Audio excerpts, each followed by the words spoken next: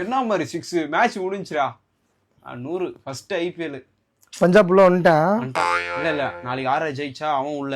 ஆமா ஆர்ஆர் நாளைக்கு ஜெயிக்க மாட்டான். என் கருத்து கணிப்படி பஞ்சாப் ஜெயிச்சிட்டான்ல, ஆர்ஆர் நாளைக்கு ஜெயிக்க மாட்டான். ஏன்னா கடப்பாறை கடுப்புல இருப்பான், கண்டிப்பா அடிச்சு ராஜஸ்தானை படுக்க போட்டுருவான். மூணாவது கொல்கத்தா வந்து 77 ரன்னுக்குள்ள சுட்டினாதான் 2 ரேட்ல பஞ்சாப் அடிக்க முடியும். ஸோ பஞ்சாப் தான் 4வது பிளேஸ். பஞ்சாப் என்ன செய்யறான், அடிச்சு மேல வந்து மேல எந்த வெண்ணெய் இருந்தாலும் அடிச்சு பஞ்சாப் தான் கப்படுக்கிறேன். அப்படி கனவு வந்துச்சு எனக்கு, கனவு கண்டேன் நான். பஞ்சாப் இருக்கிற மாதிரி கனவு. குவாலிஃபயர் 1 ஜெயிக்கிறோம், ஃபைனல் ஜெயிக்கிறோம், கப்பு தூக்குறோம். ஆனா எனக்கு என்னமோ இந்த சிஎஸ்கே மும்பை இல்லாது இந்த ஐபிஎல்லே பார்க்க தோண மாட்டேங்குதுல, அது ஒரு நல்லாவே இல்லை. சும்மா நீ ஏதோ பேசிட்டு இருக்காத, அது ஒரு இன்ட்ரெஸ்டே இருக்க மாட்டேன். அவங்க இருந்தாதான் ஐபிஎல் அப்படிங்கிற மாதிரி எனக்கு ஃபீல் ஆகுது. இல்ல நம்ம தான் ஐபிஎல்லே நம்ம தான். ஆமா ஆமா நம்ம தனியா விளையாடுற மாதிரி எனக்கு ஃபீல் ஆகுது.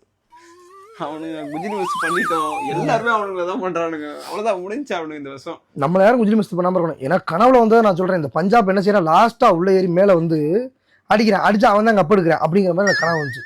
எனக்கு ஒரு மாதிரி ஷாக் ஆயிடுச்சு. கனவாவே இருக்கட்டும், கடைசி 5 வருஷம் பஞ்சாப் தோத்தது நம்ம கிட்ட மட்டும்தான். அப்ப திடீர்னு அப்படி ஆனதுனால இப்ப ஜெயிச்சுட்டானா, இது இப்படி நடக்கும்டா, எல்லாம் ஒரு ஃப்ளூக் தானே. இந்த நேரமும் ஏன்னா அப்படி பேசிட்டு இருக்க? நீ பாரு, நாளைக்கு ராஜஸ்தான் தோக்கட்டும், கொல்கட்டா அந்த 77 ரன்னுக்குள்ள சுருட்ட முடியாம அவன் வரமாட்டான், வரட்டும், பஞ்சாப் தான் வருவான், பஞ்சாப் தான் கடைசியா வந்து நிப்பா, கப்படிப்பான் அப்படின்னு எனக்கு தோணுது. எனக்கு தோணுச்சுன்னா அது நடக்கும்.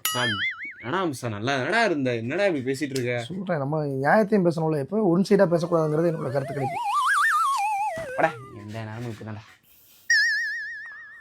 ஆஃப் பண்ணி போ டிவியை. சரி, அவருக்கு மேட்சை பார்ப்போம்.